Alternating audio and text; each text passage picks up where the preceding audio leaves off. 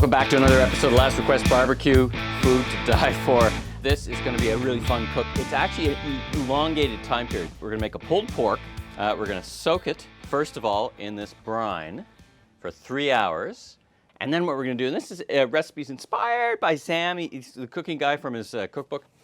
He actually takes the pork and he puts in 21 or 12 full cloves of garlic, cut in half, so 21 slices, and then he puts it and wraps it in foil and then cooks it for 4.5 hours. So we're going to make some modifications to that. So first of all, we're going to brine this, and then we're going to smoke it on the Yoder for 4.5 hours, pull it apart, and we're going to make quesadillas tonight, and it's probably going to make the pork for cubanos tomorrow. You know, it takes some time. Not a lot involved in it, actually, in terms of the prep, but we'll get to that.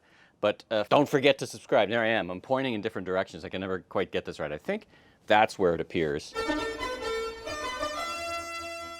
That Bethany puts it in right there, my fantastic editor. Subscribe, smash that subscribe button. Really appreciate it so we can keep bringing all this great stuff. And thanks to all my sponsors that are kind of coming on board, give me some great products to cook with and take for a big test run. So anyway, without further ado, let's get started. So first of all, we've got our butt and rib bath. Now this is a concentrate, 5x concentrate. So whatever I put in here, we need times 5 with the water. So it is a concentrate. It smells amazing, smells intense. And actually, as you read through the instructions, you can actually strain through what's left of the brine to put it back into the pork when done. So apple juice is the primary ingredient here, but they've got tamarind, all kinds of different chipotle chilies, onions, smoked paprika. Anyway, give this one a try. So basically, this is enough for 15 pounds of meat. We got 3 pounds here, or about 1.3 kilos, 1.5 kilos. So let's put enough, about a third of this in here. I'm gonna mix it in here and then pop it in. And then let's add 5 times that amount of the water. Let's say that's about 5 times. Mix it up. Now, it may or may not cover, so I might play around with it a little bit, but let's take a look right now before we do that. Now, this one's tied up, trussed up, so to speak, which I don't really need. Yeah, I'm gonna unleash it because I want to do some trimming on this even before I start brining.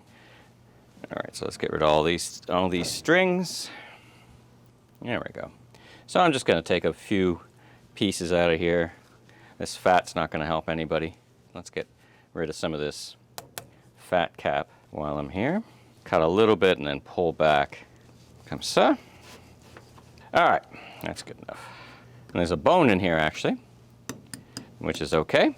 We'll work around that. All right, so let's get this now into our container, and then let's see how this works. Yeah, we're gonna need a little more for sure. Or, wait a minute. Let's see if I can get this into here. Oh, this might actually work. Oh yeah, that's better. Much better. There we go. I'm gonna add a little bit more water in it because I want to cover the top. 1 pork roast to brining. Now we're going to seal that up for 3 hours. Now the good news about cooking in the winter, it is November when I'm doing this. It's a nice cold day out. I don't know, I might put it in the fridge, but actually I think it'll be fine like this. It's a nice cool day out. I've got the heat going, which is good for me.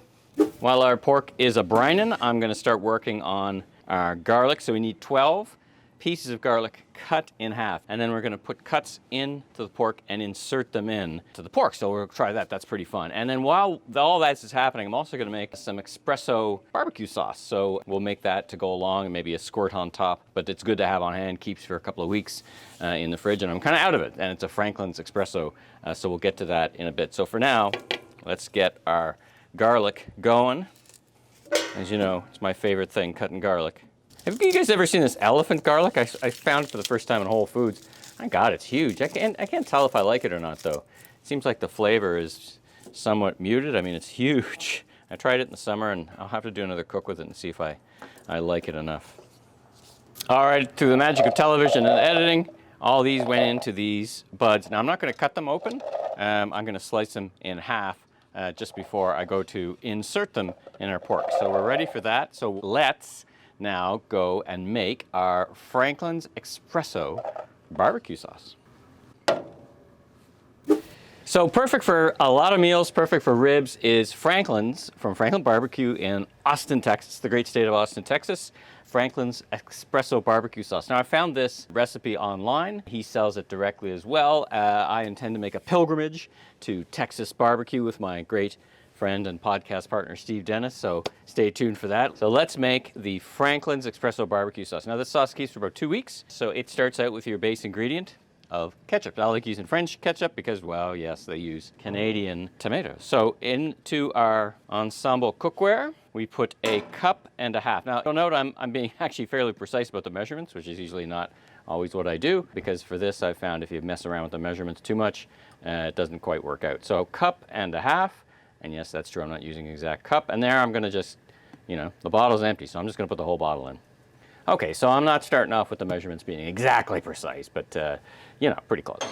Next, in goes 1/4 cup of dark soy. What is dark soy? Well, it's obviously soy that's a richer, thicker, even more umami flavor. So you can use regular soy, but if you can find dark soy, better. Then we put in a tablespoon of garlic powder, a tablespoon of onion powder, and a 1/4 cup of brown sugar.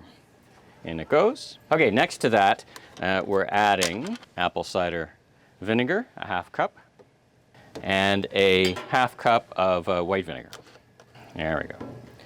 Perfect. Done and done. Now let's whisk that up and bring to, not a boil, bring to a good simmer. And then once you do that, the next step is then you add the espresso. So the espresso doesn't go in now. You let these ingredients come together. Let's now move it to the back where the heat is on this cooler day. After a while, we'll add in our espresso, but let's bring it to a simmer first. All right, so it's been about 15 minutes, and let's take a look at how we're progressing. I put the lid on just to keep a bit more of the heat in. All right, that's looking just great. That's exactly where we want it to be. So let me now add in our espresso. Excellent. And now let's mix that up.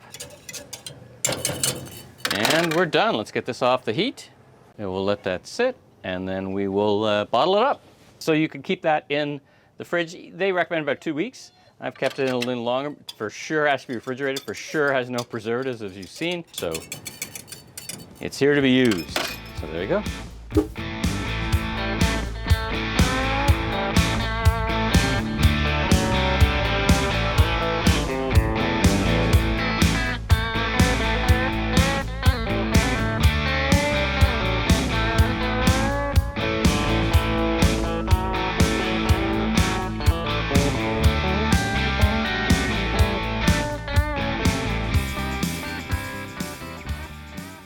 All right, so we've taken our pork and we've taken it out. We've got our garlic inserted into the pork. I've now drained with just the spices left from the marinade, so we'll let that sit and drain. Now our pork is sitting on our Yoder. I decided to go to about 325 on this one, a little hotter, and go for 4 hours because it's a big roast, as I was getting a sense for it, and it's got a bone in the center. So I'm going to go 4 hours, and that should be about right. Of course, we can measure it with the thermometers. We'll strain this. We've got our Franklin barbecue sauce ready to go, and 4 hours, I'll be back.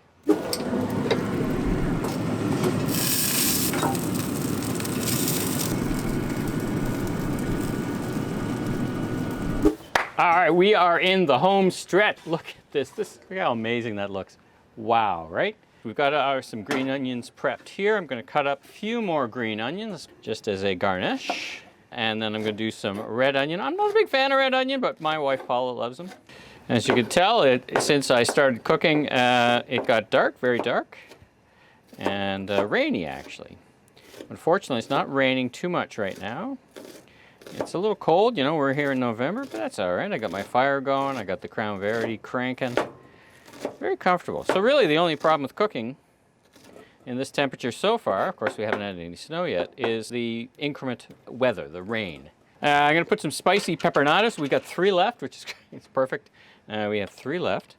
And these things are just filled, just absolutely filled with brine and goodness, and they're pretty hot. So we're just going to chop those up. We add these fairly judiciously. to our quesadillas. All right, check this out. Looking pretty amazing. We got a big bone in here, just ready to fall apart. There's that bone coming right out. Look at that. Beautiful. Those garlic bits are totally cooked. All right, so let's slice this up. Oh, this looks amazing. All right, let's taste a bit of this. Oh my goodness, this is good. Oh my goodness, this is good. Oh, delicious. What am I gonna do? All right, so let's get going. And I've got this special, very special treat. Check this out, the Balderson 140th anniversary, 140 years of this cheese. So I'm really looking forward to this, a special limited edition cheddar. And I'm gonna put that on our quesadillas. Just got this actually last week from my friends at Lactalis and Cheeseworld. Now let's try just a little bit of this, just before I shred it. Special 140-year-old. Oh my goodness, this is good cheese. Here, Ziggy, you want some good cheese? Oh yeah. So let's shred some of this cheese, and then we'll get the quesadilla making. Watch out so Ziggy doesn't grab all that cheese. There, Ziggy, you want some more? Okay, so I got a quesadilla. It's just on the rack. This isn't on the heat part, but I'm going to build it right here. So let's put on some of our amazing pork. Let's put on some green onions, some of the peppernadas, and this will be one for Paula. She likes the onions. And then some of our Franklin's barbecue sauce. Perfect. And last but not least, our cheese. All right, let's fold this over and get that on the grill. This one is looking pretty good. Oh yeah. Bloop. Oh, that was a little bit toasty. All right, this one's done. Slightly overdone around the tips, but that's all right. All right, there you have it. Pulled pork, chunky, grilled, garlic infused quesadillas.